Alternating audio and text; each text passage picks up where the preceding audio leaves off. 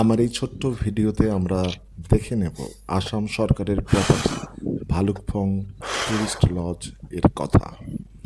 আমি যখন বুক করেছিলাম তখন মিস্টার মার্ক বলে, যার নাম্বার আমি এই এখন দিয়ে দিলাম স্ক্রিনের মধ্যে, তাকে ফোন করে অনলাইন অ্যাডভান্স করে এই প্রপার্টির 3খানা রুম বুক করেছিলাম। এরকম এবং একটা সিঁড়ি প্রপার্টির দিয়ে কন্ডিশন দেখে মনে হচ্ছে সরকারের ইচ্ছে নেই এটিকে কন্টিনিউ করার। যাই হোক, ফাটাফাটি লোকেশন। যাদের খুব লাক্সারি চাই না তারা চোখ সি বন্ধ করে বুক করতে পারেন। কিছু তথ্য প্রপার্টিটা সম্পর্কে আমি এই চলমান ছবির মাধ্যমে দিলাম।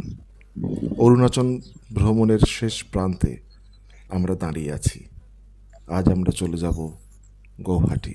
একটা দুটো তিনটে, আমরা তিনটে রুমই নিয়েছিলাম। 1,500 টাকা পার রুম। রুমের কন্ডিশন খুব ভালো নয়। I have already inform. ঠিক আছে, 1,500 টাকায় এর থেকে ভালো কিছু আশা করাটা উচিত নয়। ঠিক আছে, গিজার আছে, কাজ করে। দিস ইজ অল অ্যাবাউট এটি দিচ্ছি ভালুকপং। এই কটেজগুলো maintain by the private property, যেটা লিজে দেওয়া হয়েছে। আর এই যে ওপারটা দেখা যাচ্ছে, ওইটা হচ্ছে নামেরি রিজার্ভ ফরেস্ট। কামিং নদী দেখা যাচ্ছে, আমি জানি না ক্যামেরায় কতটা দেখা যাচ্ছে। Coming river. আচ্ছা হ্যাঁ, যেটা বলেছিল এটা একটা শাখা। এইটাও নদীর শাখা, নদীর বেড। এটা এখন জল দেখা যাচ্ছে না, কিন্তু ওই দেখুন ওপাশটা একটু জল দেখা যাচ্ছে।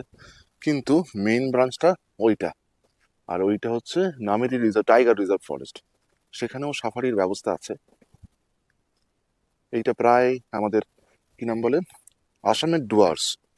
আমরা পাহাড় থেকে নেবে এই জায়গায় এলাম, আর এখানে এরকম একটা সুন্দর, আমার ধারণা ছিল না যে ভালুকপংয়ের প্রপার্টিটা এত সুন্দর। মানে এটা অবশ্যই আপনি একদিন রাখবেন, শুধু রাত কাটানোর জন্য না রেখে একদিন রাখলেন আপনারা। ধরুন আমরা এখন এক্ষুনি বেরিয়ে যেতে হবে, কারণ আমাকে সরাইঘাট ধরতে হবে। এখন না বেরোলে আমার উপায় নেই। কিন্তু আপনি এখানে সকালবেলা সাফারি করে বেরিয়ে আম, আপনি সকালে সাফারি করে বেরোলেন, বেরিয়ে সন্ধ্যেবেলার মধ্যে পৌঁছলেন। সন্ধ্যেবেলার আমি জানি না কি ট্রেন আছে, সন্ধ্যেবেলার কোনো একটা ট্রেন ধরতে পারেন, বা গুয়াহাটিতে এক রাত কাটিয়ে পরের দিনকে সকালবেলা সরাইঘাট বা অন্য কোনো ট্রেন ধরতে পারেন। এটা আমার অভিমত। তো এই ওয়াচ টাওয়ারটায় উঠে দেখাই। এখানে ভালো কথা যে হাতি হাতি প্রায়ই আসে, সেটা আমাদেরকে বলল। হাতির এখানে জংলি হাতির উৎপাত আছে। দুদিন আগে নাকি এসেছিল। 1,500 টাকা রুম রেন্ট, আর কিছু নয় কিন্তু। ব্রেকফাস্ট আলাদা, আলাদা। সি, এটা খুব সুন্দর। রিভার বেডটা দেখা যাচ্ছে পরিষ্কার ভাবে। নামেরি রিজার্ভ ফরেস্ট খুব ফাটাফাটি, খুব সুন্দর লাগলো আমার। মানে মেনটেনেন্সের অবস্থা খারাপ, কিন্তু আশা করছি দেখতে পাচ্ছেন ওখান থেকে, ওখানে পার্কিং এর জায়গা, এত সুন্দর একটা গার্ডেন, বাচ্চারা খেলাধুলা করতে পারে। It's allowed. আমি দেখাচ্ছি রুমটাকে একবার, দেখাচ্ছি ওপরটাকে একবার উঠে দেখাচ্ছি। তো নাম্বার আমি দিয়ে দিচ্ছি স্ক্রিনে, যে নাম্বারটা আছে। এখনো পর্যন্ত মার্ক ওখানে রয়েছে, মিস্টার মার্ক, আমি যার সঙ্গে কথা বলেছি। ও থাকুক বা না থাকুক, ওকে ফোন করলে খুব ভালো, খুব ভালো লোক, ইয়ং ছেলে, ও আপনাকে গাইড করে দেবে।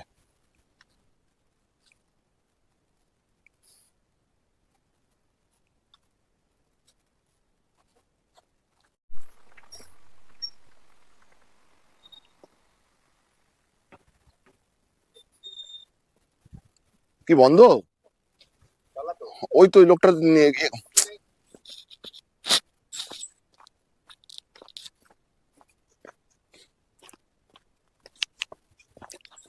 আমাদেরকে বলা হয়েছিল যে 3-4 দিন আগেই হাতি এসেছে এখানে। তো আমরা একটু বেশি পালোয়ানগিরি দেখাচ্ছি কিনা সেটা আমি জানি না। আমার মামা আর মেশো আগে আগে চলে গেছে, আমার থেকে অনেক বেশি জোয়ান ওরা।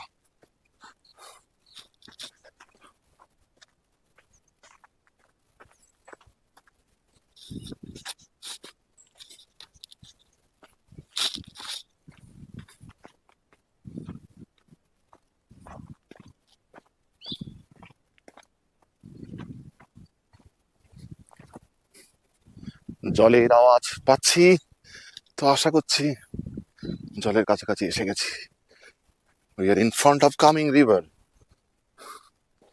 দেখুন এইটা কিন্তু বেশ গা ছমছমে একটা ওয়াকিং ট্রেল।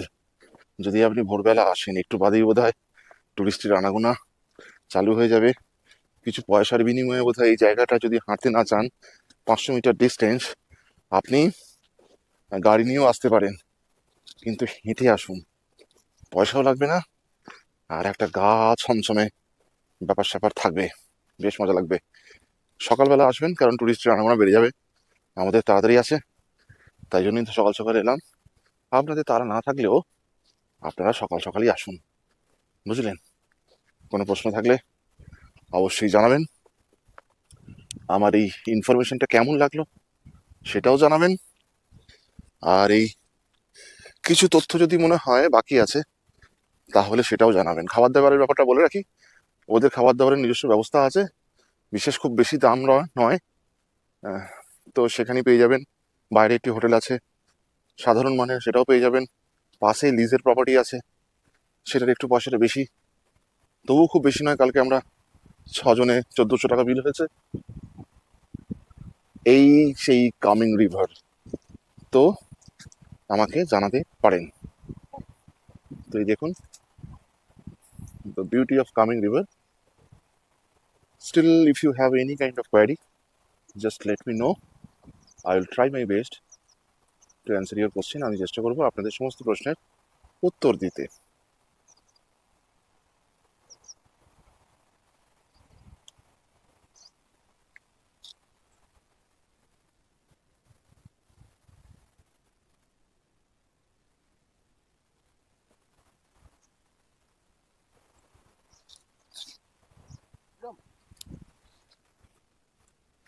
আমাদের রেসপন্সিবল মাননীয় পর্যটক বৃন্দে কি নোংরা করে গেছে দেখুন।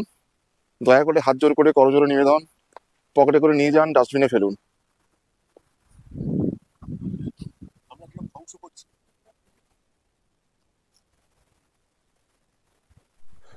এই